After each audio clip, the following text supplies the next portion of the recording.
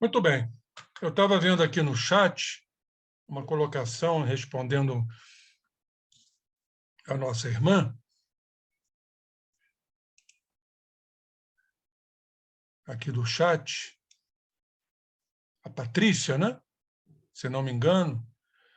Poderia esclarecer um pouco mais, doutor José Henrique? Só compreenderemos a física quântica quando afirmarmos no primado da consciência. É a própria frase que tenho dificuldade de entender. Tudo bem, Henrique, Patrícia? Oi. desculpe, eu assumi a personalidade eletrônica da minha filha, Ah, pois não. por isso o nome aí é Patrícia. Sou eu, Saulo. Tá bom, Saulo, sem problema nenhum. A física quântica, como sabemos, ela estuda o infinitamente pequeno, os campos energéticos, as ondas eletromagnéticas, enfim, tudo relacionado ao campo extrafísico.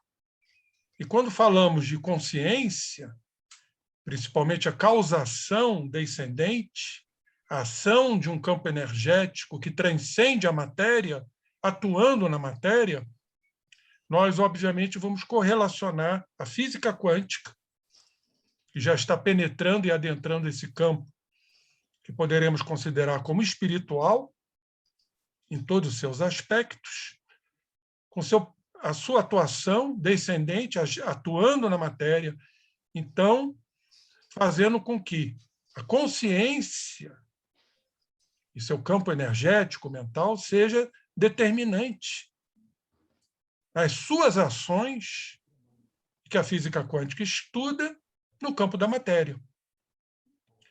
Então, a matéria está sujeita à ação desta consciência.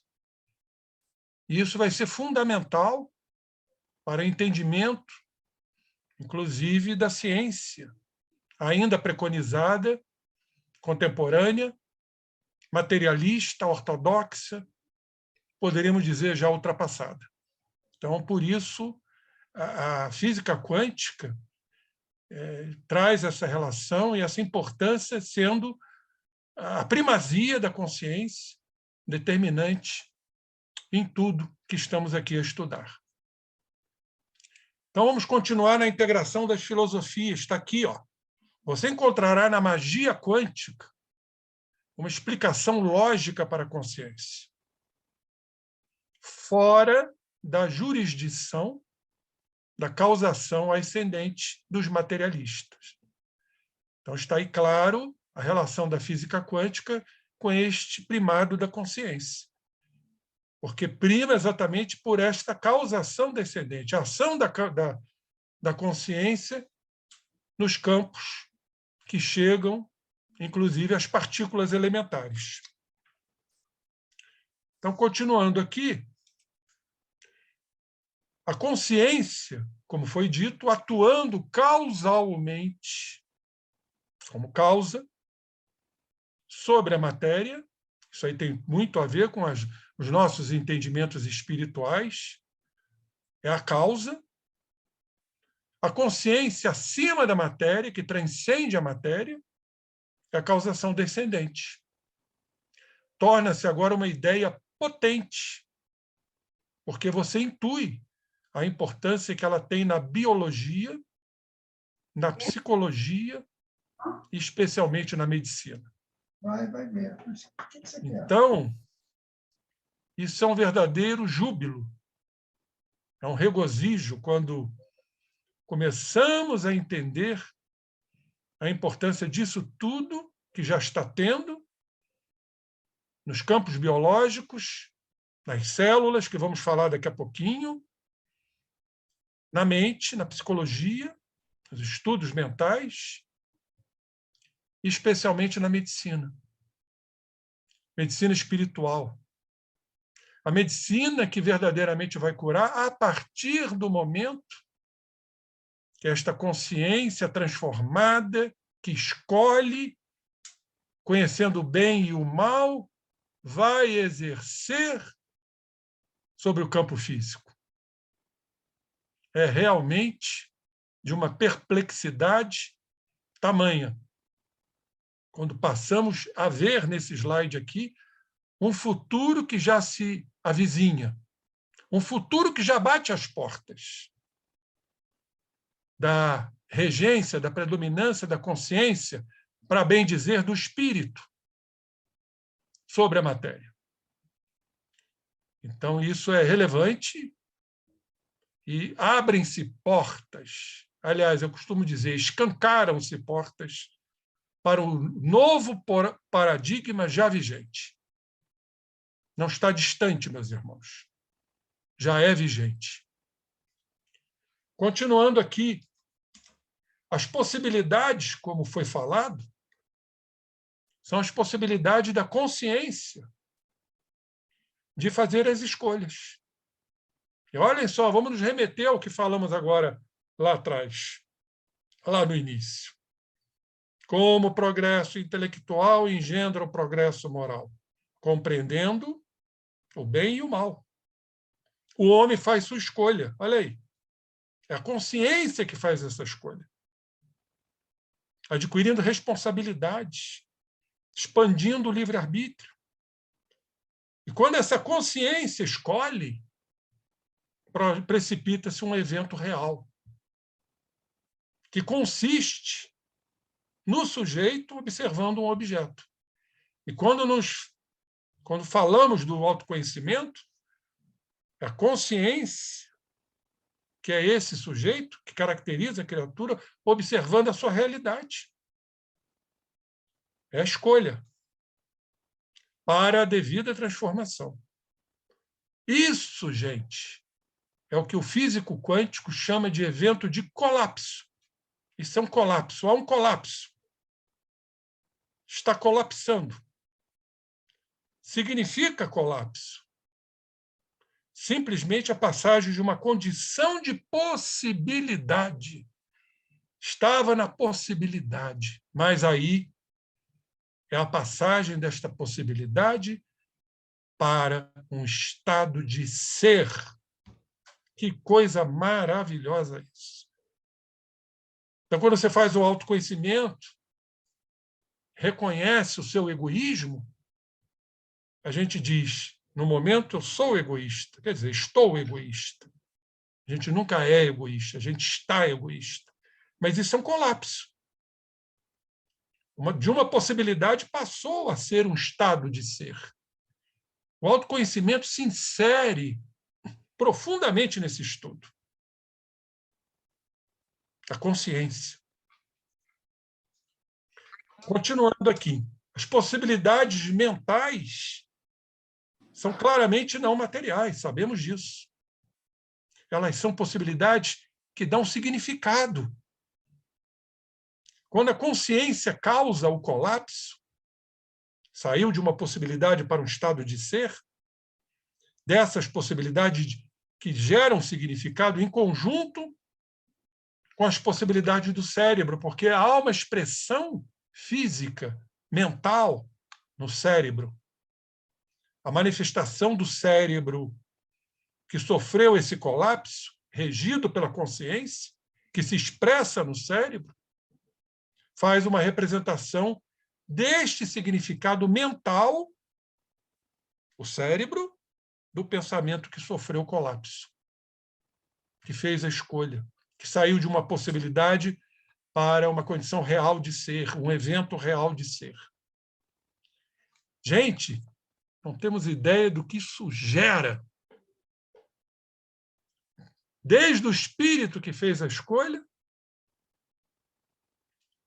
do perispírito, que recepciona essa ideia, esse colapso, e o resultado disso no campo físico, no campo químico, no campo molecular, no campo hormonal, no campo dos neurotransmissores, que apenas é um resultado do que foi comandado e regido por esse colapso, por essa escolha. Claro, é o espírito que determina isso. E o espírito tem que ter também, obviamente, o que Allan Kardec chama de senso moral, maturação do senso moral, melhor dizendo. Ele tem que ter maturado. Nós não podemos pegar um espírito primitivo e fazer com que ele entenda isto. Aí está a evolução, aí está do átomo ao arcanjo, está do princípio espiritual, que a nossa irmã Teresa colocou como mônada. Sim, é a mônada, o princípio espiritual, para que um dia cheguemos à condição seráfica que Jesus chegou. É realmente lindo isso, quando o campo interpretativo, elucidativo, que a doutrina espírita nos dá, aliada a esta doutrina, aos estudos científicos ora vigentes. Continuando, se movimentos materiais são possibilidades, claro, tudo é possibilidade, faz sentido afirmar que movimentos mentais também são possibilidades. Quais são essas possibilidades? Significado, que vai se transformar num evento real de ser. Isso é o colapso quântico. Então, quando escolhemos dentre possibilidades de significado, fazemos as nossas escolhas, temos um pensamento concreto. Isso é óbvio. Em cada experiência, a consciência tem uma percepção física de um objeto físico. Quando olhamos, por exemplo, para um copo, a consciência tem uma percepção daquele objeto. É o sujeito olhando o objeto. Mas também tem uma percepção mental do significado do objeto. Eu posso entender esse objeto, esse copo, de uma forma, o César Reis pode compreender de outra forma. Cada um tem, exatamente, uma forma interpretativa, e isso vai estar de acordo com todo o processo de conhecimento intelectivo e até moral, por que não? O que estamos pensando a respeito desse copo? Para que finalidade? Qual o significado desse copo? Para beber um copo d'água ou beber um copo de cachaça? Vocês estão entendendo, né? A miúde, a representação disso tudo. Então, quando a consciência produz simultaneamente o colapso das ondas de possibilidade do corpo físico, do corpo vital, fluido vital, que sabemos claramente é sintetizado, né, pelo duplo etérico, que pertence ao feixe perispirítico. O corpo físico faz uma representação da matriz vital, com o objetivo de executar a função vital do campo morfogenético, que sabemos, um termo cunhado por Rupert Sheldrake, um biólogo inglês, é o perispírito, relevante no mundo físico. Tudo está interligado. Então, quando a consciência produz esse colapso, essas escolhas, transformando possibilidades, né, num evento real de ser, tudo caminha concomitantemente. Possibilidade física, energética, que, na verdade, é o campo morfogenético perispirítico que está sob a regência do espírito. Assim, os órgãos, nos fala Goswami, são representações de matrizes do corpo vital, de vários campos morfogenéticos. Ele está fazendo aqui uma linguagem expressiva espírita. Os órgãos, em verdade, são representações, são formatações de matrizes do fluido vital, que é sintetizado pelo duplo etérico, que pertence a esses campos perispiríticos, que são os campos morfogenéticos, sob a regência do espírito.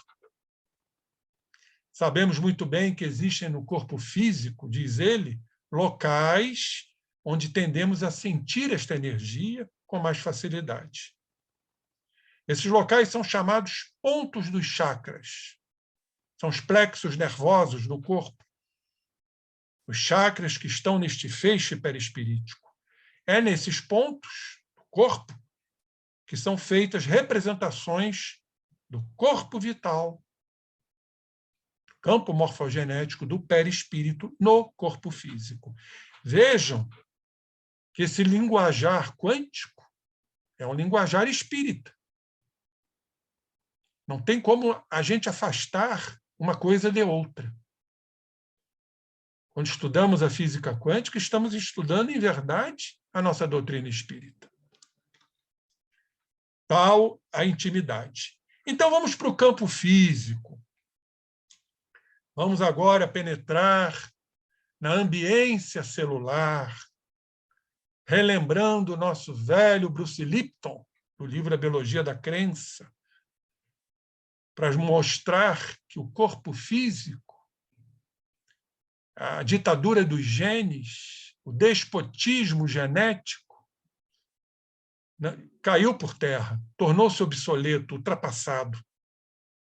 Porque, como diz aqui Bruce Lipton, são nossas crenças, nossos valores, nossa consciência, aquilo que determinamos, os colapsos quânticos, afirmando que as possibilidades, inclusive celulares, vão se transformar num evento real, porque houve um colapso, houve uma escolha, está havendo aí uma energia determinante que caracterizam essas energias o nosso estado de ser,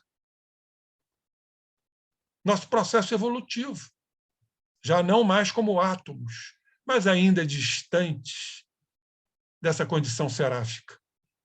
As crenças, meus irmãos, controlam o nosso corpo, a nossa biologia. É uma mudança, poderíamos dizer, radical, paradigmática, nos conceitos, ora ultrapassados, da ortodoxia,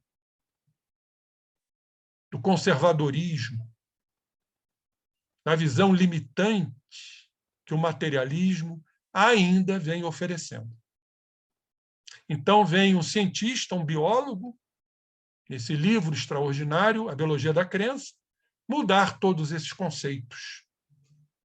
Olha o que ele diz. O mais importante é termos consciência de que nossos genes, ou nosso comportamento autodestrutivo, não são algo definitivo e imutável a que estamos presos.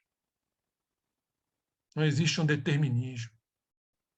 Então, os nossos comportamentos podem ser modificados. É termos consciência, está falando aqui, quanticamente falando. Mais uma vez, estamos nos remetendo à consciência. Que o nosso código genético, nosso comportamento de autoflagelação, de autodestruição, de culpas, isso não é definitivo. Por que não é definitivo? Porque nós podemos mudar. Desde que compreendamos o bem e o mal, que não nos interessa, no caminho distorcido do mal, para que a gente faça as escolhas, transforme possibilidades em eventos reais de ser, que a gente faça o colapso quântico. Nossas escolhas. É o nosso livre-arbítrio que promove a escolha. Somos senhores de nós mesmos. Somos artífices de nós mesmos. Que coisa fantástica isso. Temos nossos destinos em nossas mãos. Isso dependerá, obviamente, de querer ou não. E claro que não é só o querer, é o compreender.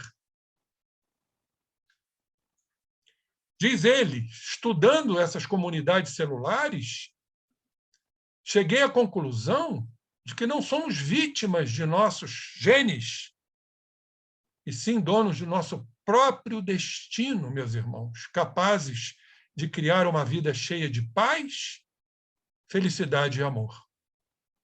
O que precisamos mais? Ver um cientista a nos dizer tudo isso, que não somos mais vítimas. Parar com aquele lenga-lenga. Ah, meu pai teve câncer, então por isso eu estou tendo câncer. Minha mãe teve isso, por isso eu estou tendo isto. Não somos mais vítimas, meus irmãos, de nossos genes, mas sim do que pensamos, sim do que fazemos, do que sentimos. Olha nossas escolhas. Olha o nosso colapso quântico, que a consciência promove. Esse é o primado da consciência, minha irmã Patrícia.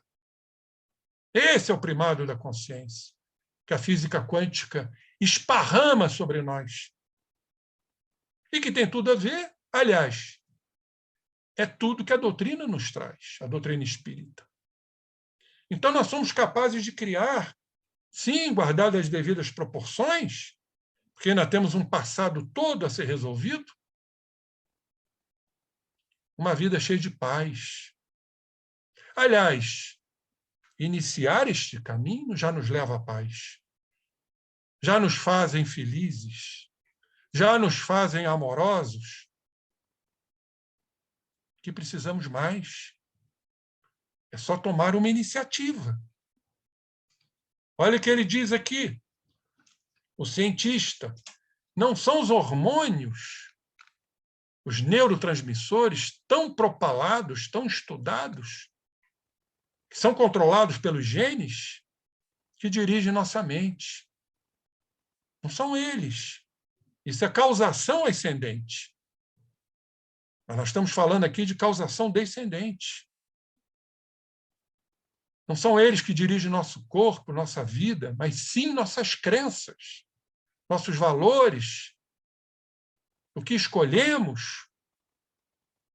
Não ficar fixado em ideias, muitas vezes comandadas pela inteligência, mas equivocadas, porque visam o interesse pessoal, o egocentrismo,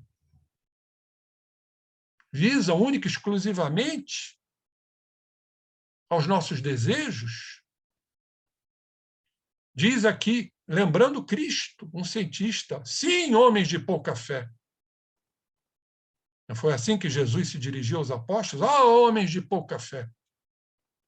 São nossas crenças, essa é a fé que devamos ter, essa é a fé que estamos aqui, de certa forma, desenvolvendo, é a fé raciocinada, que está fazendo com que todo mundo aqui pense, raciocine, tire suas conclusões para fazer o colapso quântico. São nossas crenças que comandam nossa existência. E o que é que precisamos modificar, meus irmãos, dentro dessas escolhas? As nossas crenças. Quem faz isso? A consciência. Bastante evoluída em relação àquela consciência rudimentar da mônada, residindo nos átomos de uma composição mineral. O ser dorme no mineral, sonha no vegetal, agita-se no animal e desperta no homem. Por isso, essa nova especialidade, vamos dizer assim, esta nova ciência, as descobertas da epigenética, que é um novo campo da biologia, que desvenda os mistérios de como o ambiente, uma visão lamarckiana, a natureza e o pensamento se inclui aí. Pode influenciar o comportamento das células sem modificar o código genético. Ele pode estar lá desligadinho. Você pode passar a existência toda com aquele código genético que você herdou dos vossos pais e de você mesmo. Por quê? O livre-arbítrio determina outra coisa não correlata ao código genético. Então, ele pode estar lá desligado. Ele só vai eclodir mediante um acionamento. E esse acionamento é a consciência. Pois é, nós vamos ver isso aqui, né, aproveitando esse tempinho que nos resta. É uma nova face da ciência que revela mais detalhes sobre o complexo sistema e estrutura das doenças, incluindo, diz ele aqui, o câncer e a esquizofrenia. Você pode ter tendências esquizofrênicas e não desenvolvê-las. Pois é. Vamos dizer isso para os psiquiatras materialistas. Eles vão ficar abismados, estupefatos diante desta realidade. Sabemos que a esquizofrenia é uma doença da alma, onde está lá instalado o sentimento de culpa de tantas barbaridades cometidas no passado. A criatura vem com esta tendência que pode ou não eclodir, além de quadros leves a quadros mais graves, cumprindo a lei de causa e efeito, mas podemos mentalizar a possibilidade de isso não se desenvolver. Diz ele, se alguém acredita que os genes controlam tua vida e que são programados desde o momento da concepção, tem uma boa desculpa para se considerar uma vítima da hereditariedade. Que, aliás, é uma característica nossa, né? Transferir, projetar para outrem aquilo que deveria ser supervisionado por nós mesmos. É o meu pai, é minha mãe, é a vida, é a sociedade, é o governo, são os impostos. E a gente quer se situar na condição muito confortável de vítima. Então, se eu tenho o gene da hipertensão arterial e me torno hipertenso, a culpa nunca é minha. É do meu pai que é hipertenso. E isso está caindo de moda, como diz o velho ditado. Está ficando obsoleto diante dessas perspectivas que são trazidas pela ciência, em comum acordo com a doutrina espírita, o Consolador prometido por Jesus. Olhem só, estudos mostram que os mecanismos epigenéticos são um fator importante em diversas doenças, entre elas o câncer, os problemas cardíacos, cardiovasculares e o diabetes. E a gente vê isso na clínica. Filhos de pais diabéticos não desenvolveram diabetes. Filhos de pais cancerosos e não desenvolverem o câncer, e vice-versa. Vamos aplicar isso nos dias atuais, na pandemia. Por que uns desenvolvem e outros não? Dentro de casa, 4 moradores, 3 desenvolveram o coronavírus e um outro não. Olha aí a epigenética explicando. Como é que está a condição mental dessa criatura? Seu sistema imunológico. Olha, muito a pensar, muito a raciocinar. Vem essa ciência fantástica, este advento, um dos ramos da biologia, nos trazer essas informações. Na verdade, diz aqui um outro estudo, 5% dos pacientes de câncer, apenas 5%, ou que apresentam problemas cardiovasculares, podem atribuir suas doenças a fatores hereditários. 5%, meus irmãos. E os outros 95%? Pois é. Aí tem umas tais proteínas, chamadas PIN, de integração de membranas, são antenas. Interessantíssimo isto, porque elas trazem ali, fazem um papel ali muito importante de transdução. Vamos nos reportar a glândula pineal, a glândula transdutora, que transforma impulsos eletromagnéticos em eletroquímicos, porque precisam penetrar na matéria. Então, são proteínas.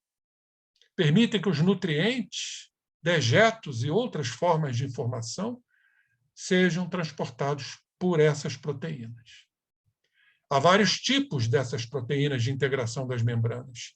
Podem ser subdivididos em proteínas receptoras, que recepcionam, captam, e as que executam, que transportam para o interior da célula. O que ali chega.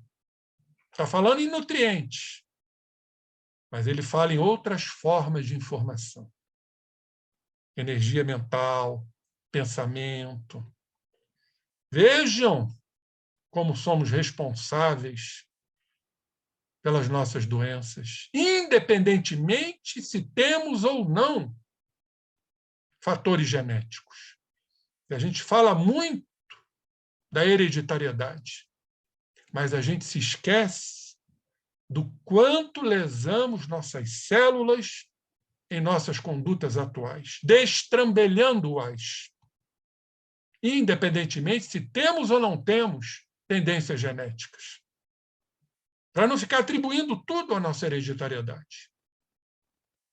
A gente vive lesando tanto nossas células, por exemplo, com mágoas, aquilo que a gente não esquece, que nos fere, que nos ofende, e ficamos nutrindo aquilo como uma fixação mental, como diz André Luiz, e que transportamos para o mundo espiritual.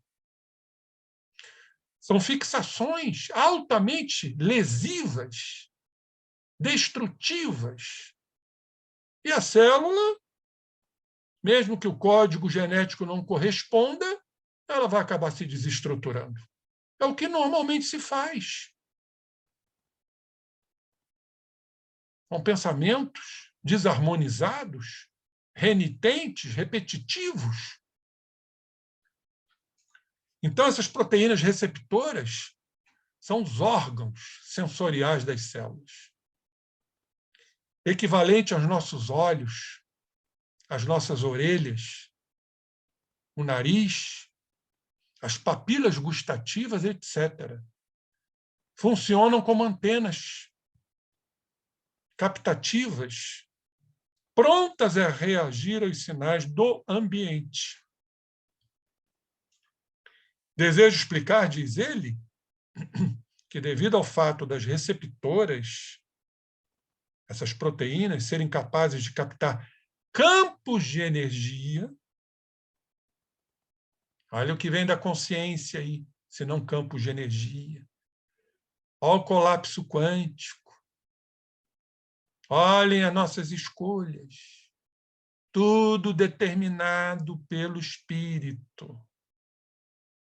O regente da orquestra, o governador, o presidente.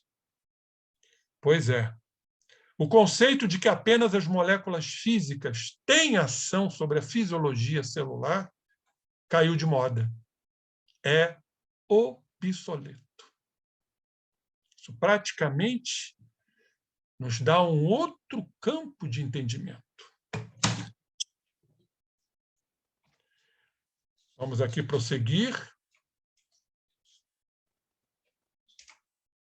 Diz aqui, então, professor Bruce Lipton, isso é fundamental.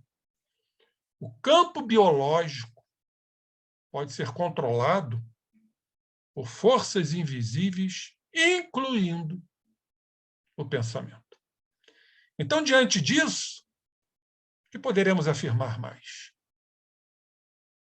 Então, se o pensamento for um pensamento positivo, isso nos remete a vários entendimentos que a doutrina espírita nos proporciona, a prece, a concentração, a meditação. Nós vamos entender que a saúde, guardado, obviamente, as proporções, as devidas proporções, está em nossas mãos. As proteínas receptoras equivalem a nervos sensoriais. E as executoras, que executam, depois da captação, a nervos motores, para transportá-las juntas agem como um interruptor que traduz os sinais do ambiente e coordena o comportamento da célula. Então, a célula, o comportamento dela vai estar sob as expensas desse campo absorvido e que vai haver uma transdução natural e, a partir dessa transdução, então, terão proteínas que vão introduzir esses campos energéticos, mentais, conscienciais, para o interior da organização celular, para cumprir o seu papel, determinado pelo espírito, determinado pela consciência. Aí está, para vocês verem mais ou menos, uma proteína. Vou aqui mexer no cursor. Aqui está a proteína de integração. Aqui a organização extracelular, é uma camada fosfolipídica. E aqui, então, nós vamos observar, meus irmãos, esses galhetos aqui, esses galhos. Isso tem uma importância, talvez não tenhamos tempo para falar isso, uma importância gritante na estruturação, no equilíbrio, chamado de tensegridade celular. Tensegridade. Isso aqui exatamente é o citoesqueleto, chamado hoje de a sede da consciência celular.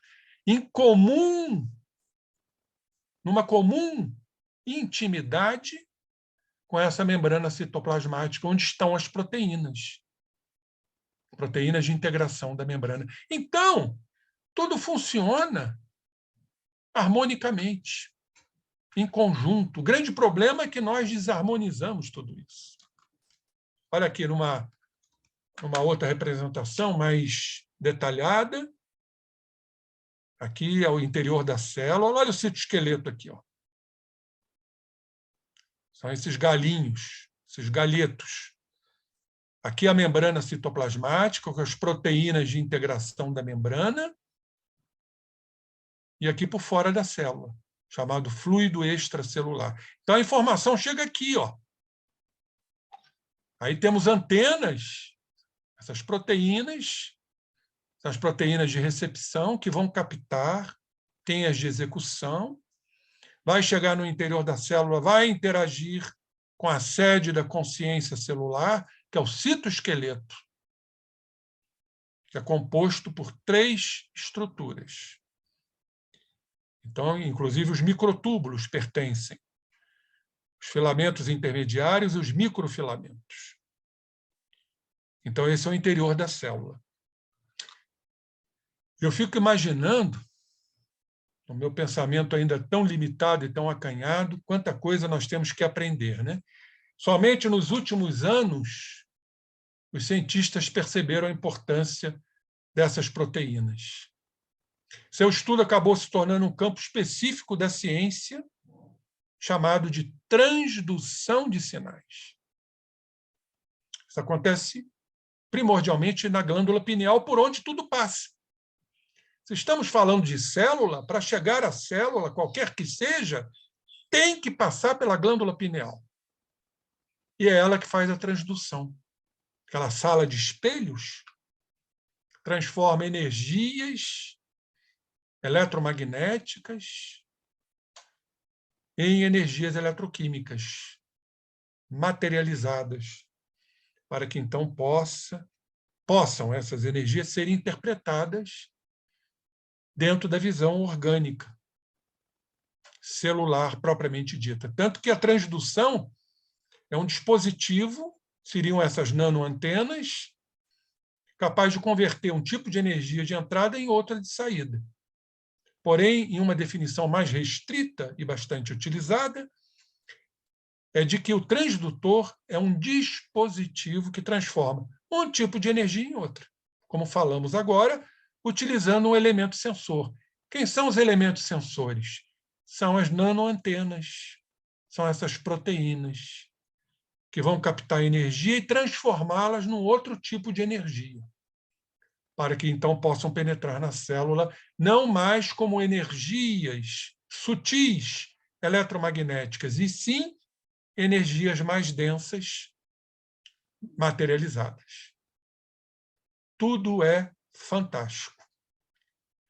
E ele aqui, então, diz, quando entendi como essas proteínas funcionam, concluí que as funções das células são geradas por sua interação com o ambiente, não com seu código genético. Está claro isso, né? Os genes não podem pré-programar uma célula ou a vida dos organismos, porque a sobrevivência das células depende, meus irmãos, da sua habilidade de se ajustar dinamicamente às variações do ambiente. Isso praticamente está destituindo o governador até então considerado como intocável, que era o código genético. Não estamos mais à mercê dele. Nós poderemos modificar, sim, o que está lá, sendo algo que herdamos de nossos pais e sendo aquilo que herdamos de nós mesmos. Então, a lei de causa e efeito ela pode ser modificada, de certa forma, sim, ou abrandada, mediante nossas mudanças mentais, comportamentais, conscienciais. Colapso quântico. Escolhas. Tudo que falamos aqui da física quântica. O fato da membrana interagir de maneira inteligente com o ambiente, olhem só, pode alterar, para alterar o comportamento da célula, mostra que ela é realmente o cérebro. É a membrana citoplasmática. Vejamos o que acontece quando submetemos este cérebro, a membrana, ao mesmo teste que realizamos com o núcleo, onde está o código genético. Quando se destrói a membrana, meus irmãos, a célula morre. Vejam bem, exatamente o que ocorre com os seres humanos quando se tira o cérebro.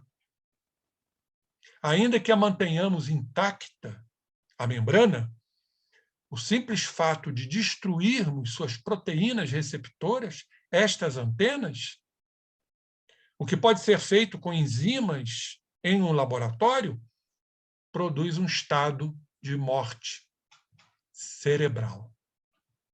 A célula entra em coma, estado de coma, comatose, porque deixa de receber os sinais necessários às suas funções básicas de sobrevivência. De tudo aqui que estudamos. O mesmo ocorre se mantivermos as proteínas receptoras, aquelas que captam, intactas, mas imobilizarmos as que executam. Uma não pode viver sem a outra. Uma célula receptora não pode viver sem a que age, a executora. Outra variedade de proteínas executoras, já falamos aqui, poderíamos aprofundar esse estudo, são as citoesqueletais, do citoesqueleto, daqueles gravetinhos que nós vimos que hoje é considerada a sede da consciência celular, estando de acordo, é consentâneo a que André Luiz nos fala na sua literatura magistral.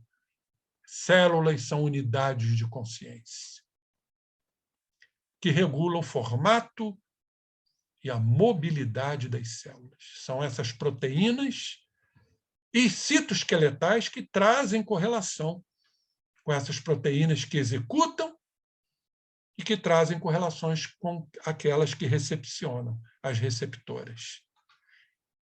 Então, Bruce Lipton, quanto tempo nós temos, ô César Reis?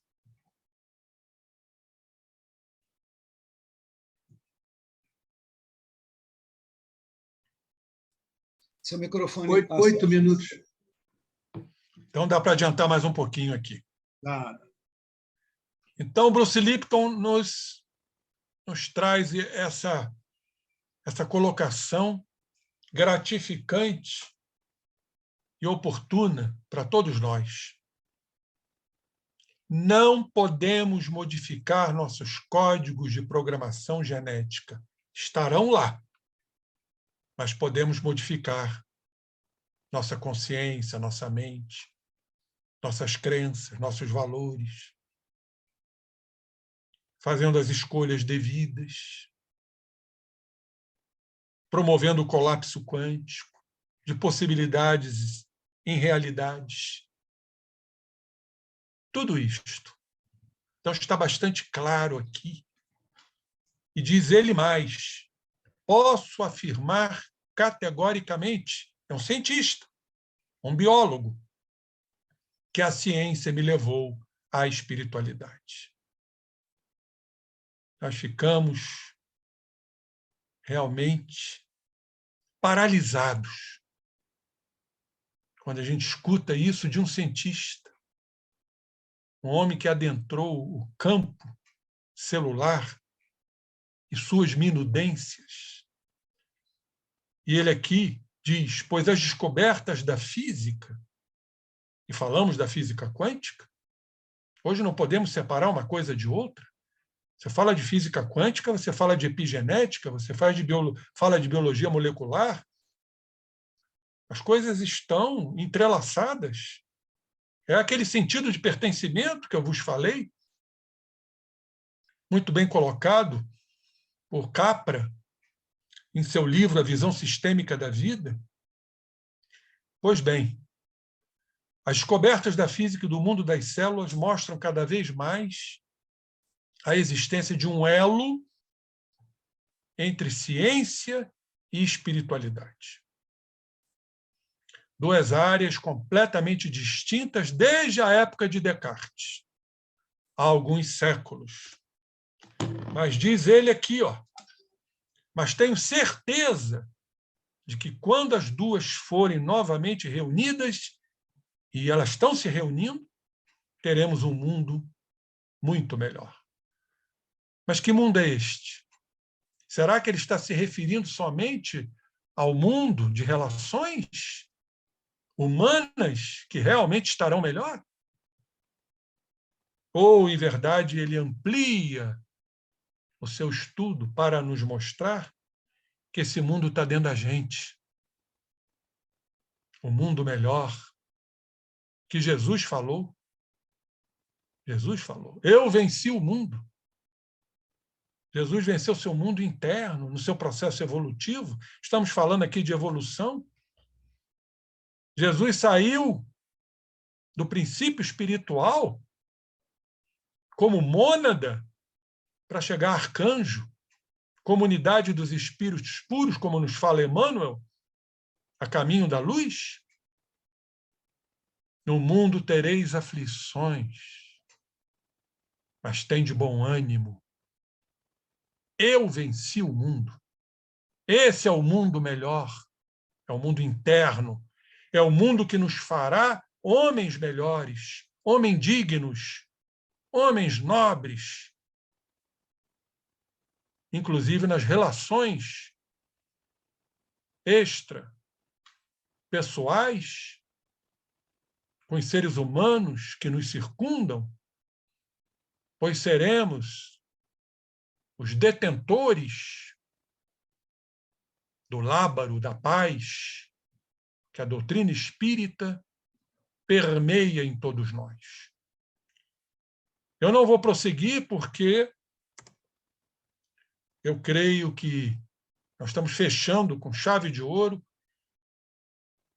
tudo isso que foi trazido aqui por tão nobres cientistas, alavancando cada vez mais a doutrina espírita no seu devido lugar. Como Kardec nos disse, um dia, se a ciência comprovar o contrário, fiquem com a ciência.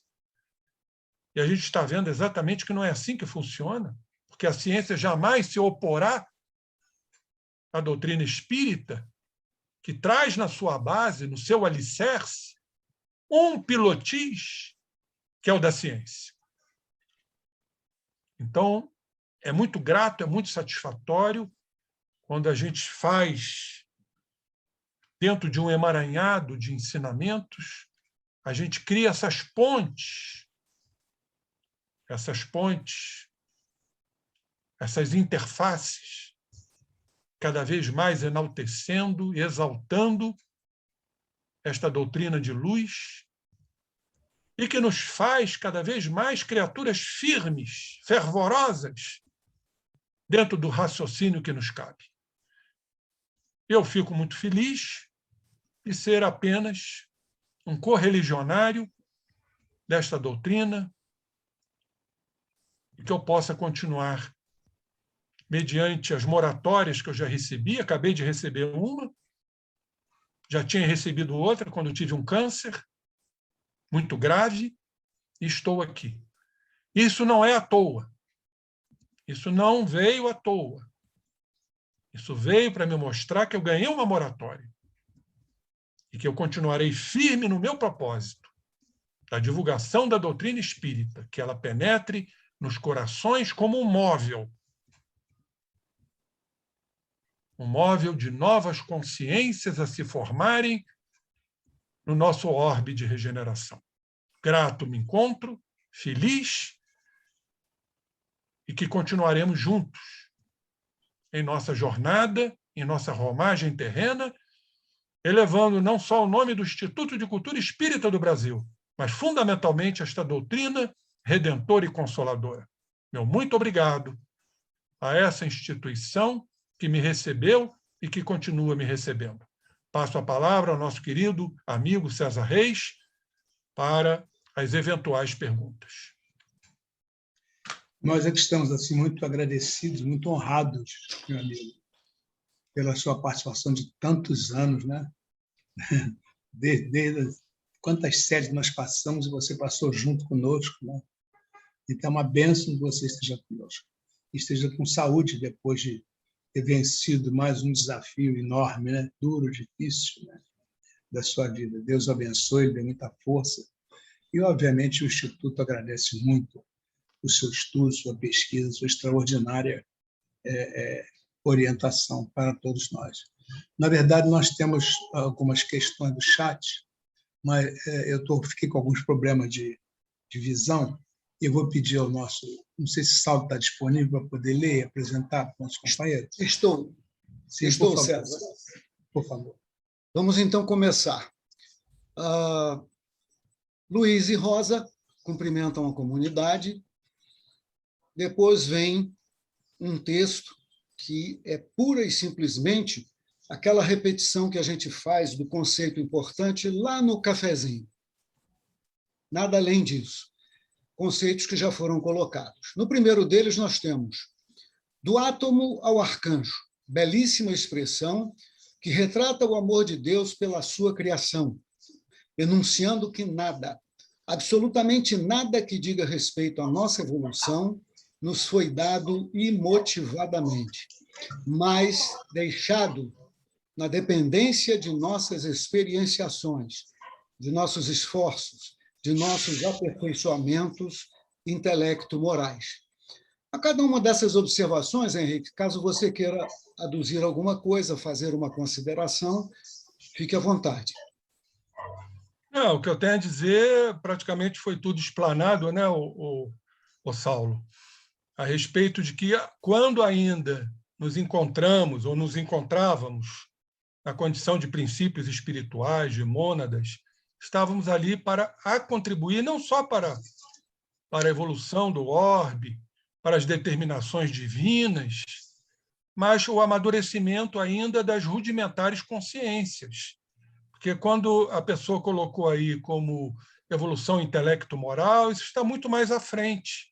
Na verdade, é quando nos tornamos espíritos mesmo, do campo hominal, aonde ainda o livre-arbítrio encontra-se acanhado, infradesnivelado, ainda sob a regência do determinismo, mas o processo evolutivo que vai exatamente fazendo com que a gente progrida, entendendo, compreendendo, desenvolvendo a inteligência. Então, como eu disse, aquela questão 780, ela é fundamental, a lei de progresso.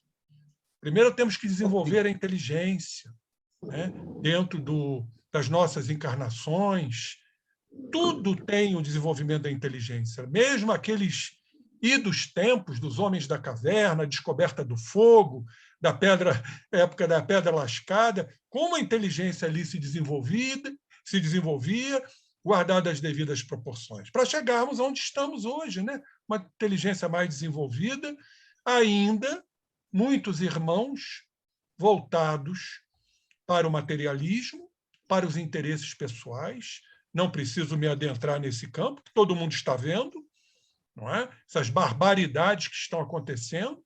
É inadmissível que nos dias atuais estejamos aqui passando fome, com essas crises econômicas, quando poucos estão superabastecidos. Então, ainda temos muito que evoluir. E aí vem a dor. Vem a bendita dor que aperfeiçoa, que educa, como diz Leon Denis, é a dor que vai fazer com que a gente se alinhe nas hostes do cristianismo, nas hostes dos ensinamentos perpetrados e trazidos por Jesus.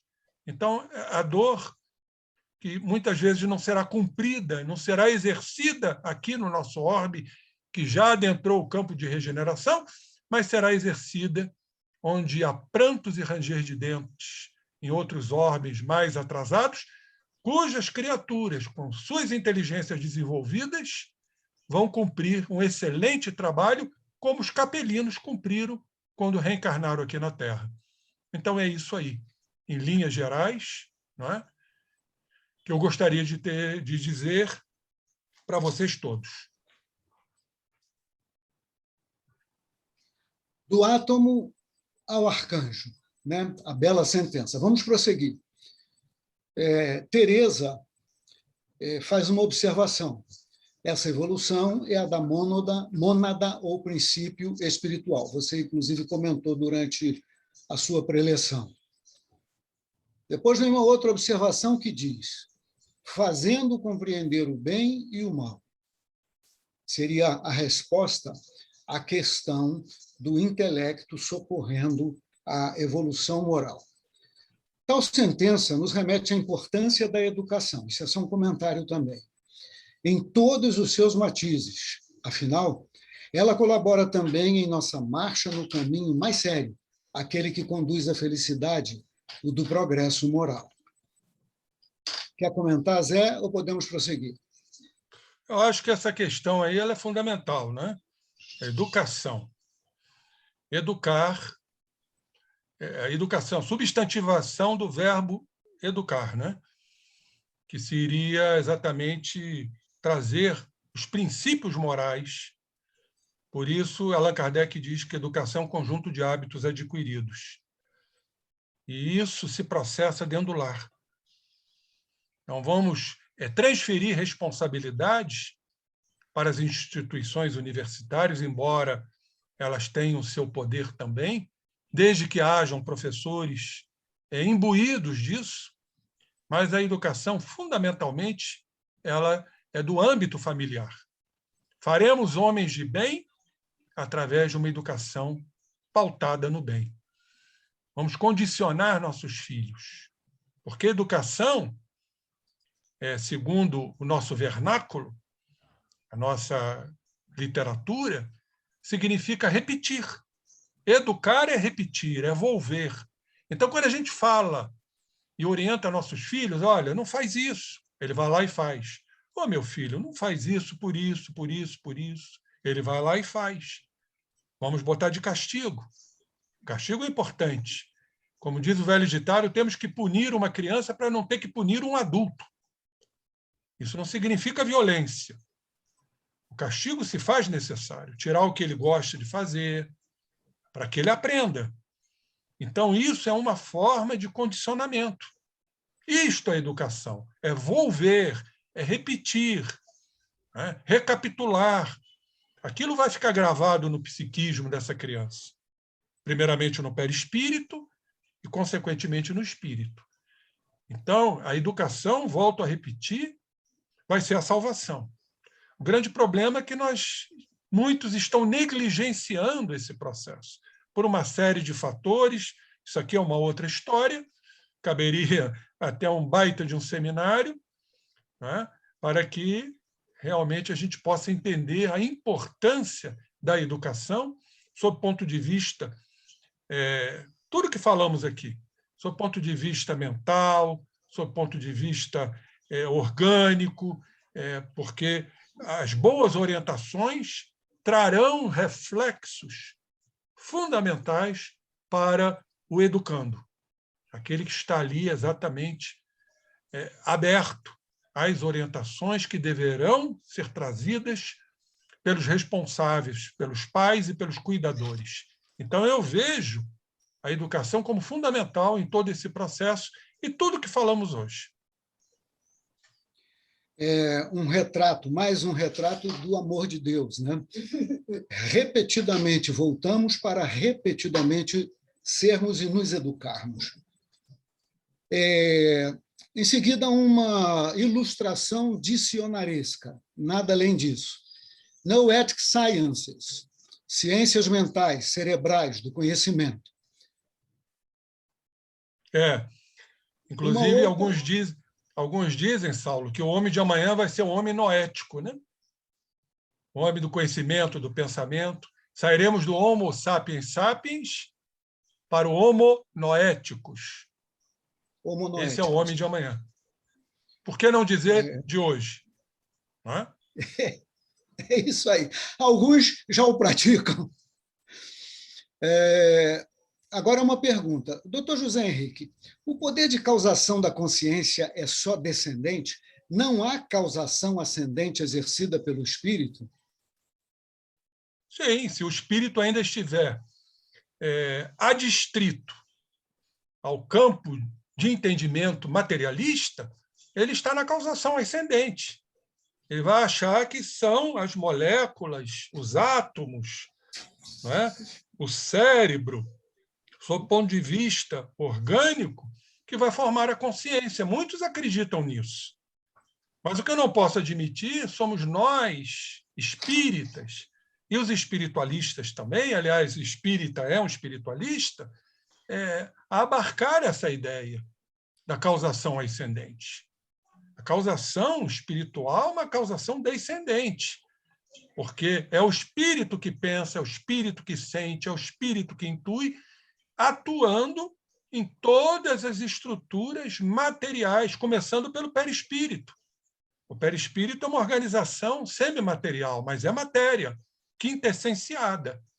E as estruturas materiais propriamente ditas, chegando aos elementos moleculares, aqueles elementos infinitamente pequenos.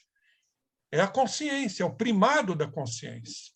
Então, a gente tem que admitir, como espíritas, que seguimos, que somos partícipes dessa ideia, desse paradigma proposto pela física quântica da causação descendente e não ascendente. Ok, acho que agora eu entendi exatamente o sentido da expressão causação descendente. Agora também uma pergunta. Doutor José Henrique, o muito desejar, o sonhar mesmo, mentalizar, como dizem alguns, seguido da realização daquele desejo ou sonho, é um fenômeno de colapso de onda quântica? Sem dúvida. Sem dúvida. O colapso é isso. Transformação da possibilidade num evento real de ser. Gostei tanto dessa resposta.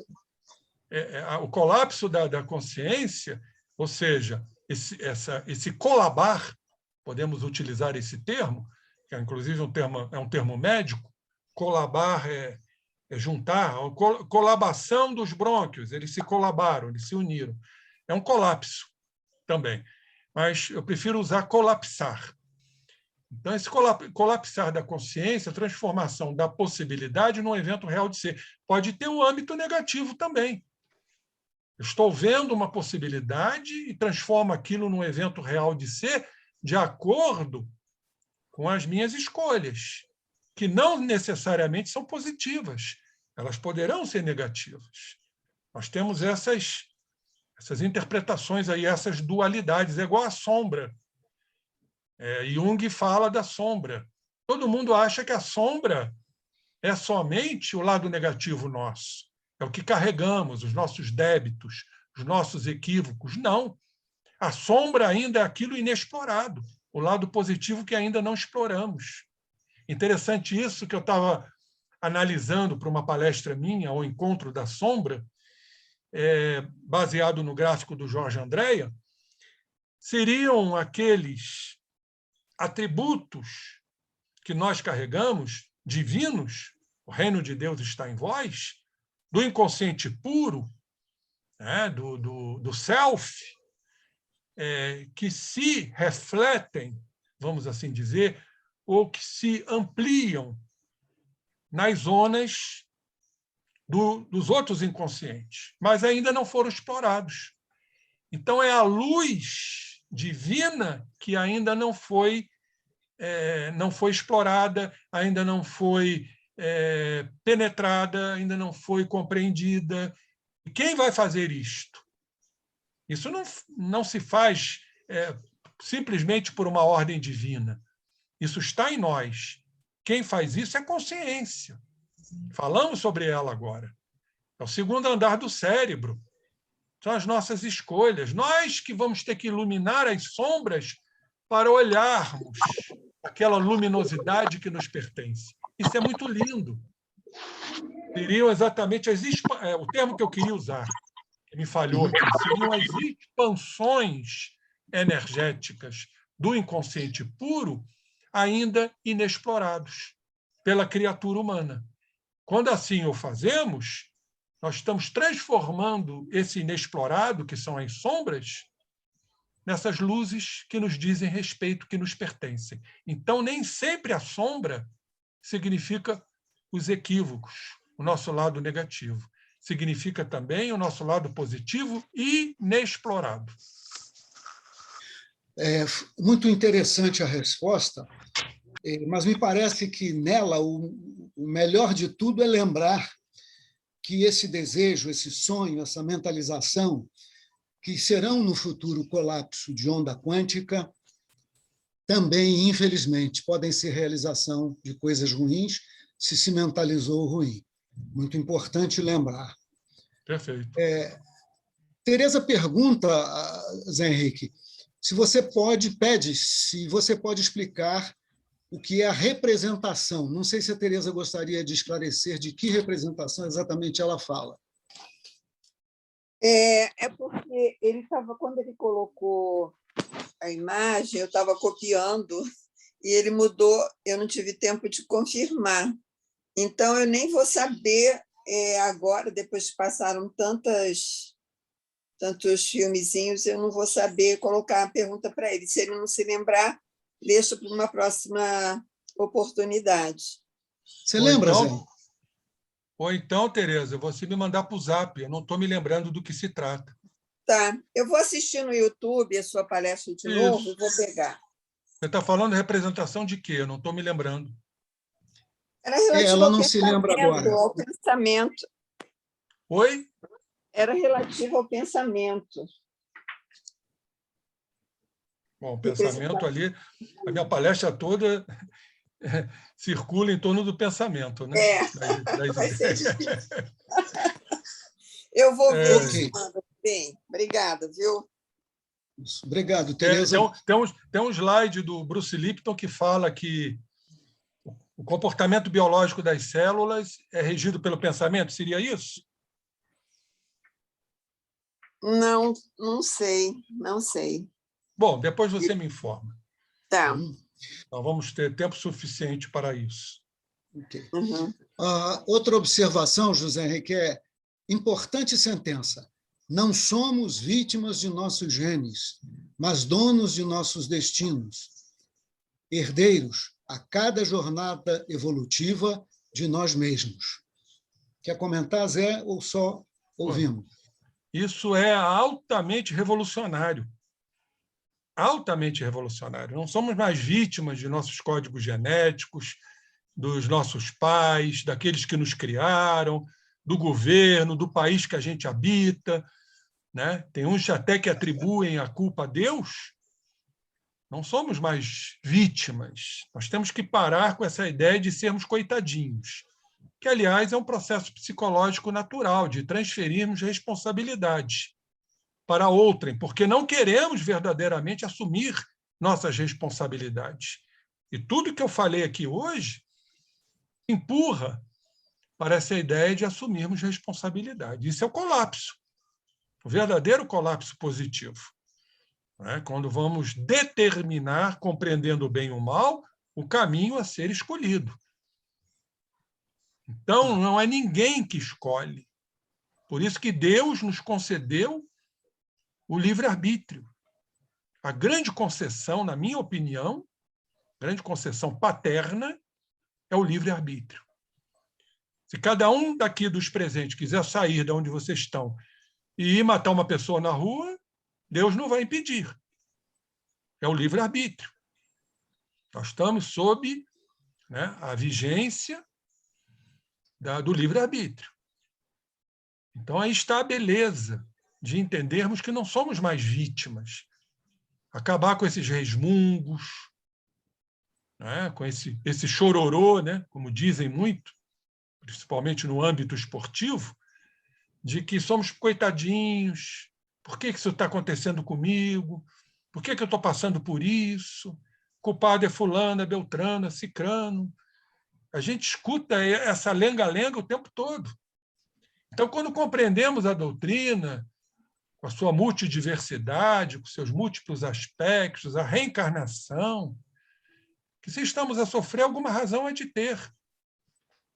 E vem a ciência nos trazer isso, com a queda despótica do código genético. Então, nós somos os responsáveis pelo nosso destino. Podemos criar uma vida de paz, harmonia, grandiosidade. Outro dia eu estava escutando um depoimento, agora eu não me lembro o nome do cientista, dizendo que toda vez que praticamos a caridade, nós liberamos ocitocina, que nos preenche. Uma simples caridade.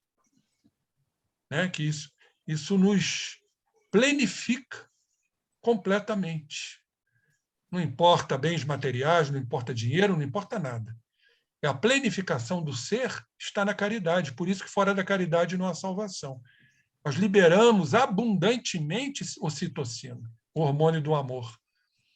E a ocitocina traz relações com os neuropeptídeos, traz correlações com a dopamina, serotonina, ativando o circuito da recompensa, da felicidade. Vejam que beleza, a prática da caridade. A caridade que não é simplesmente ajudar A, B ou C, sob o ponto de vista material, mas o que estamos aqui a fazer dentro desse estudo, isso é uma caridade. Quantas mentes que escutarão isso se desanuviarão, se sentirão compreensivas ou compreendidas em tudo que foi explanado aqui, para que o dia a dia se transforme num mar de rosas e não num mar de tristezas, de angústias, como estamos vendo aí, tantos seres humanos ceifando suas próprias existências por conta da desesperança, desânimo, apatia, falta de sentido existencial. Vamos ler esse livro aqui, ó. Eu estou relendo Em Busca de Sentido, do Viktor Frankl, lá nos campos de concentração do nazismo, o que esse homem tirou de positivo em busca de sentido. Ele foi o criador da logoterapia, que é o sentido existencial. Viktor Frankl é um livro que todos deveriam ler. Então, por que não tirar um sentido diante disso tudo que estamos passando? Então, vamos parar de transferir responsabilidades e criar uma vida com harmonia, com paz, com alegria, com satisfação, embora as vicissitudes estão presentes.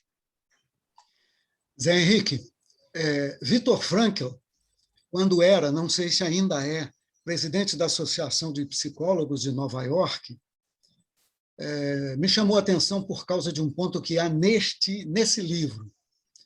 Ele conta, no campo de concentração, tudo só um pronto instantinho, ele desencarnou em 97, viu? ele já desencarnou. Em 1997, Saulo. Ok. Viktor Frankl, tudo pronto para uma fuga do campo de concentração. Os companheiros se colocaram em fuga e ele ficou, porque ele era a única coisa parecida com o médico que tinha no campo de concentração. Esse homem foi, essa personalidade, esse espírito é Viktor Frankl. Não é à toa que ele vem depois receber de Deus a bênção de trazer para a Terra a Logo. Não é, Zé? Isso. Exatamente. Isso. Eu vou repetir o comentário que você acabou de comentar, só porque ele é importante para a pergunta que vem a seguir. Importante sentença: não somos vítimas de nossos genes, mas donos de nossos destinos, herdeiros a cada jornada evolutiva de nós mesmos.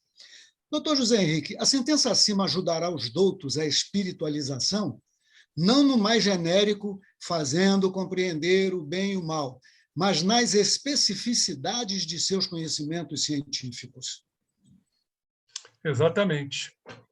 Eu creio que esse abre-alas, considero isso um abre-alas, fazendo uma alusão aqui até uma música carnavalesca, o abre-alas. Chiquinha Gonzaga. Está sendo...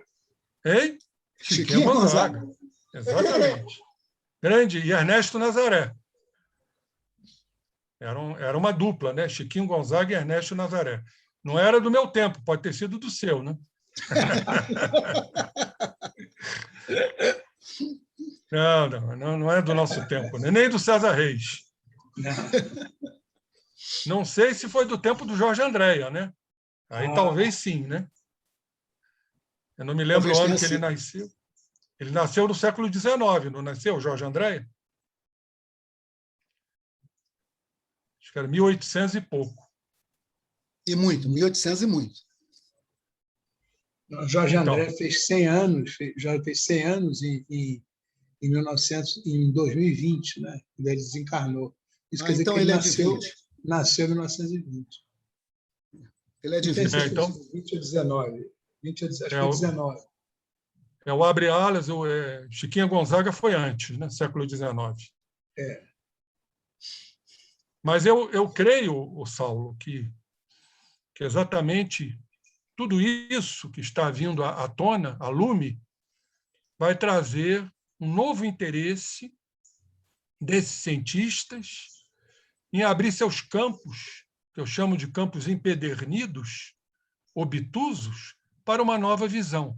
Não tem como escapar às evidências, às comprovações científicas. A doutrina espírita nos fala da tal roda, que vai esmagar aqueles que não aderirem às evidências científicas que estão já ocorrendo. E isso é uma questão de tempo. Nós estamos aí, mediante estudos sobre a reencarnação, experiência quase morte, comprovando a inexistência da morte, como Paulo falou: ó morte, onde está teu aguilhão? Ó inferno, onde está tua vitória? Então, isso é muito lindo, quando entendemos que a ciência é que vai destampar, né, o chamado recipiente da ignorância. E não tem como fugir, a não ser realmente a obstinação, a teimosia. Esses serão esmagados pela roda do progresso. E nós estamos vendo isso, não é? Claramente, nos estudos, por exemplo, de medicina e espiritualidade, de ciência e espiritualidade, a mediunidade, que se tornará cada vez mais presente, que vai ser um dado importantíssimo. O trabalho de Chico Xavier não pode ser simplesmente obstruído ou terminado. Não pode. Alguma coisa há de acontecer, talvez dentro do campo científico, para dar prosseguimento a todo o trabalho extraordinário que o Chico Xavier nos trouxe. Isso não pode morrer no nascedouro. Vamos parar para pensar. Alguém já parou para pensar nisso? O Quem espírito, substituirá Chico Xavier? Não em termos de ter um novo Chico, mas dar continuidade ao trabalho que ele nos trouxe. Quem estava falando aí? Foi você, Saulo? fui eu que ia falar, mas conclui que eu falo depois. Não, é isso aí. Porque eu creio que a continuidade do que Chico nos trouxe ficará a cargo da ciência. O espírito Candeia me disse há anos que Chico Xavier, como parte da cadeia, não ele só, mas como parte da cadeia, deixou no mundo código de moral que vai reger o comportamento do homem a partir do início do terceiro milênio. E nós estamos vendo isso acontecer. Né? Nós estamos vendo isso acontecer. Em seguida, Zé Henrique, a Tereza pede que você explique novamente o que é epigenética. Epigenética é um ramo da biologia, entendeu? E que exatamente veio nos trazer esse conceito da ação extrafísica, que transcende da matéria, a energia mental, sob a organização física, celular propriamente dita. Então, ela veio trazer esse divisor de águas. O que a epigenética veio nos trazer? Exatamente desmistificando, né, a ideia da regência do código genético, somos vítimas do código genético, o despotismo genético, não somos mais escravos do código genético, e veio trazer o conceito transcendental, embora seja uma ciência, né, vamos dizer assim, um ramo da biologia. Mas a própria biologia está mudando, mediante esses estudos epigenéticos, que acompanham, né, a genética, mas sob um outro ponto de vista.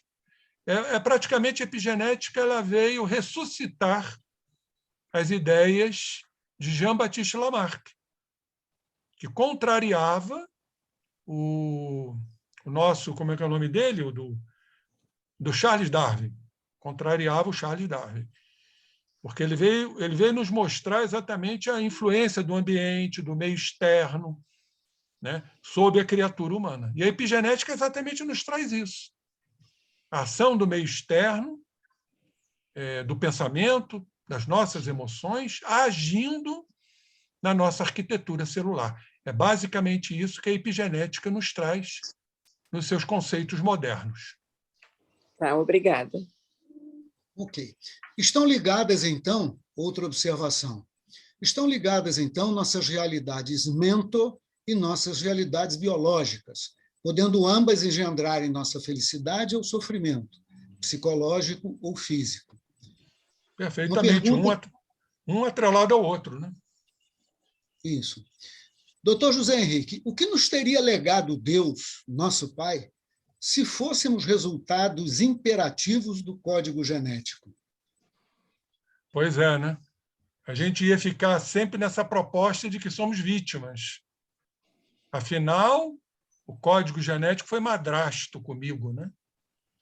Tudo que tenho eu devo aos meus pais. Por que eu não fui criado de outra forma? Então, eu vou ter que ficar aqui respondendo pela transmissão genética dos meus pais, as doenças que se avizinham em mim? Então, isso é terrível, porque eu nunca serei absolutamente o responsável por aquilo, né, que adquiri. Então, eu vou ficar sempre psicologicamente a transferir responsabilidades para o meu código genético. Aliás, nós somos os transferidores daquilo que, em verdade, a gente representa. Sempre o responsável será outro, nunca a gente. Aliás, eu digo, às vezes, com propriedade, amigo Saulo, como é que o espírita ele transfere? Ele se situa nessa condição de vítima. Obsessão. É uma delas. Se eu estou a sofrer, é por conta dos obsidentes. Quer dizer, são os espíritos os responsáveis pelas minhas desditas. Mas não é só isso. É vida passada. Eu estou a sofrer por aquilo que eu fiz, não por aquilo que eu estou fazendo. Então, a gente está sempre responsabilizando, criando um bode expiatório. Ou é o obsessor, ou o obsidente, ou é, então, vida passada. É uma forma que o espírita encontra para jogar responsabilidade que ele não quer assumir e que ele não quer ver. Ok. Infelizmente. Infelizmente. Eu conheço muito espírita que advoga essa ideia. Ele nunca assume as suas responsabilidades. Ele está sempre culpando ou a vida passada, ou ele está culpando os obsessores. Mas ele nunca se culpa por aquilo que ele está fazendo. Eu posso fazer uma pergunta? Às vezes, meu amigo, às vezes, na regência de uma casa espírita. Você sabe muito bem o que eu estou falando. Uhum. Somos Saulo, nós. Pois não? Eu posso fazer uma pergunta ainda dentro desse assunto do Rubim? Doutor Rubim, me tira uma dúvida, então. O espírito, ao reencarnar, a sua condição perispirítica é que vai selecionar do pai e da mãe o código genético que ele vai precisar para responder a umas questões, não é isso? Depende. Veja bem, ele vai selecionar, sim, mas jamais podendo esquecer a sua individualidade, que vai estar de acordo com o que ele está herdando dos pais, e que é passível de modificações, como vimos hoje. Sim, tá. Não é? Senão a gente vai ficar sempre responsabilizando o código genético como o autor dos nossos infortúnios. Então, apesar de toda a minha complexidade perispiritual haver selecionado aquele código, eu posso mudá-lo, sobretudo com as minhas ações, não é verdade?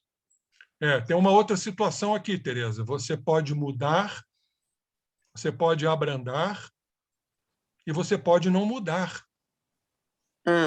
Compreendendo que, em determinadas situações, aquela situação é irreversível, cumprindo a lei de causa e efeito. E aí é um outro fator.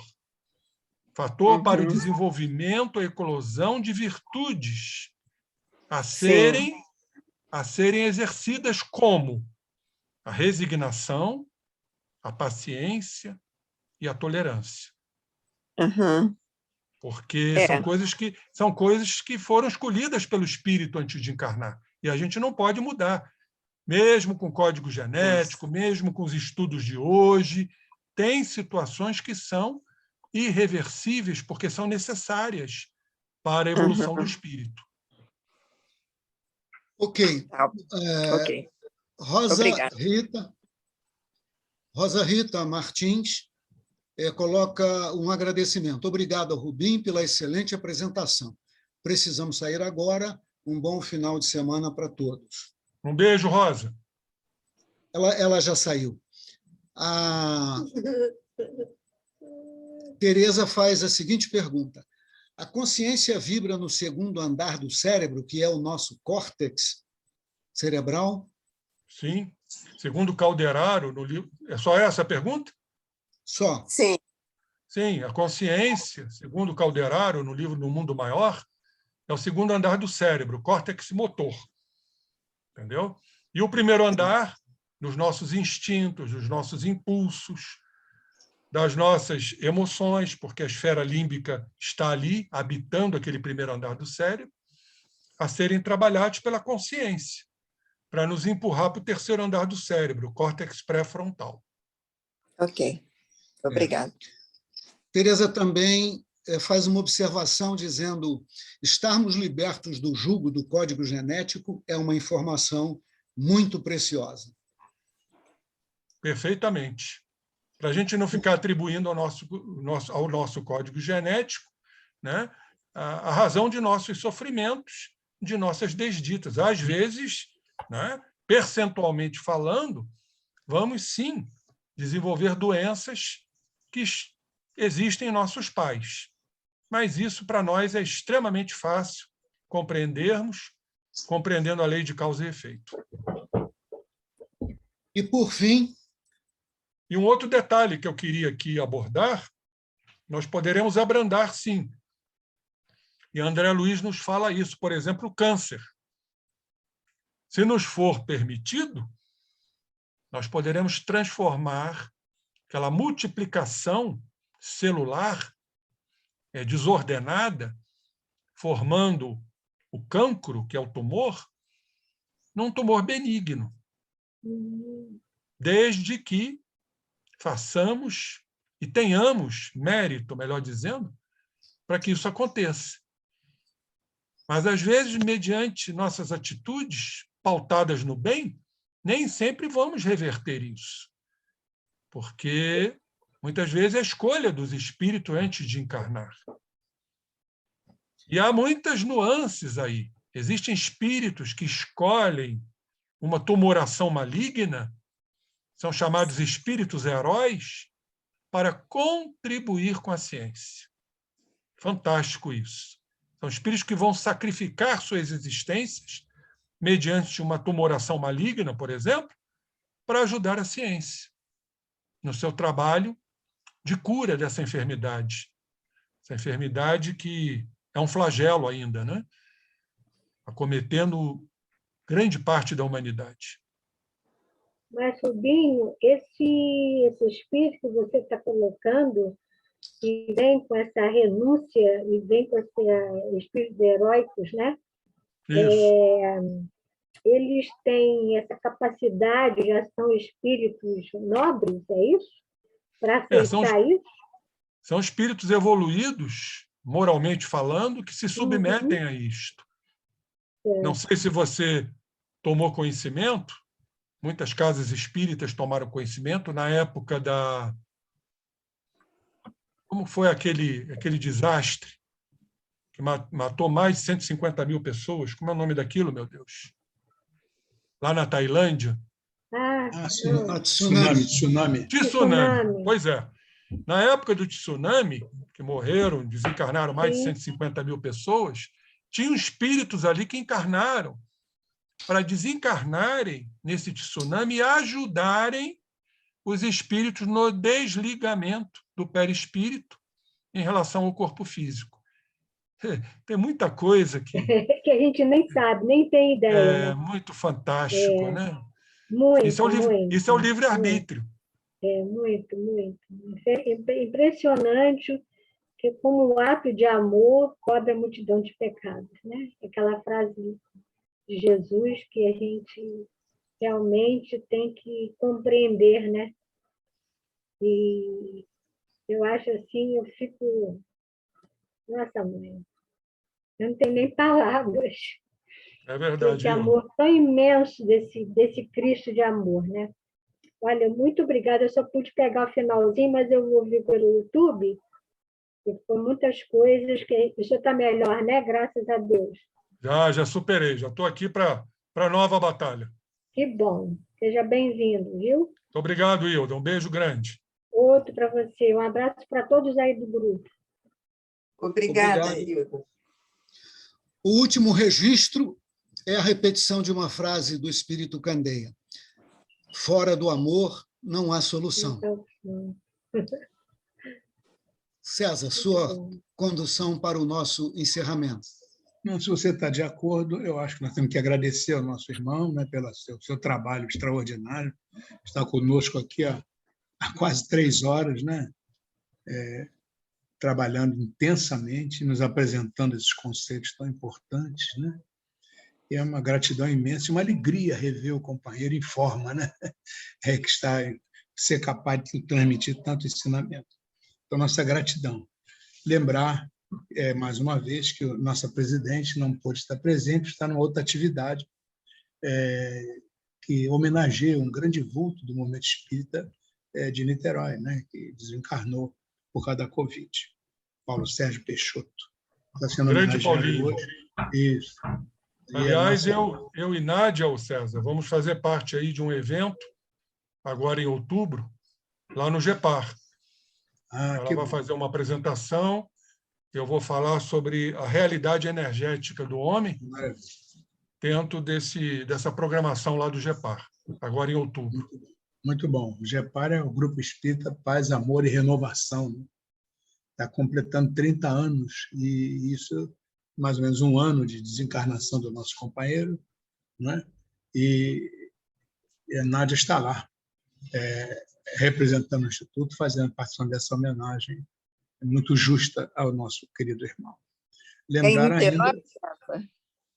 em Niterói, aqui na região oceânica, Fez um trabalho muito bonito aqui. Lembrar que na semana que vem nós temos de volta aqui o nosso querido Cláudio Conte, o Dr. Jorge Pio, né? Eles vão apresentar Educação para o Desenvolvimento Sustentável e o Homem de Bem, que é um grande desafio, né, para todos nós chegarmos. Muito. É isso aí. Mas está em boas mãos, né? O assunto está em boas mãos. Se Deus quiser, vai dar tudo certo, tá bom? Enfim, acho que agora, Saulo, você está de acordo? Podemos conduzir aí a nossa prece de encerramento. Sim, César. Vamos dedicar também ao filho do nosso Antônio Carlos, né? Que está com problema de saúde. Ele impediu que o nosso Antônio Carlos permanecesse hoje trabalhando conosco. Então, certamente, os mentores vão nos ajudar. Vamos fazer a prece? Vamos. Ok. Vamos lá. Senhor Jesus, dá-nos o poder de repensar a nossa própria conversão, para que o teu reino de amor seja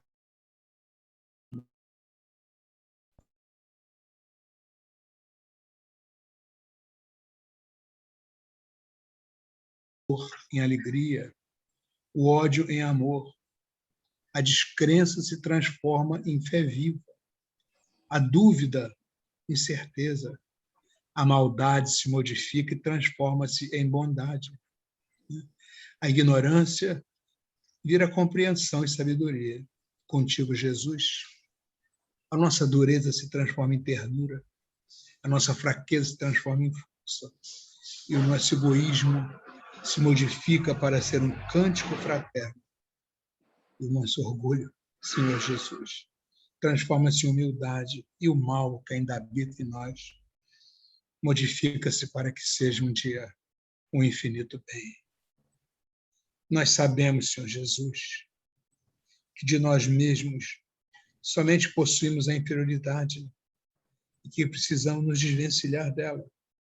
Mas, unidos a Ti, Jesus, nós somos galhos frutíferos na árvore dos séculos que as tempestades das experiências jamais decepararam. Assim, pois, Jesus amigo, bom pastor, mestre amoroso, digna-te de amparar-nos, a fim de que possamos nos elevar ao encontro de tuas mãos sábias, tuas mãos compassivas, e que nos erguerão da inutilidade de hoje para o serviço de cooperação do bem de sempre. Que assim seja, Senhor. Tuas bênçãos para todos os participantes desse nosso encontro. Tuas bênçãos para todos aqueles que verão no futuro essa aula através da internet. Tuas bênçãos para o nosso Brasil, para a humanidade inteira. Que o teu amor, a tua luz e a tua paz desçam como agentes da misericórdia no coração de todos os homens. Obrigado, Senhor. Assim seja e graças a Deus. Graças a Deus. A todos, bom final de semana. Pedir ao nosso Rubinho que ele tire aí a parte da mensagem dele, que ainda está aí. Desliga isso, Rubinho, por favor, para facilitar depois o trabalho da nossa Fátima. Só fechar o PowerPoint. Fechar o PowerPoint. Fechar o PowerPoint. que eu faço para sair? Nunca sei como é que é.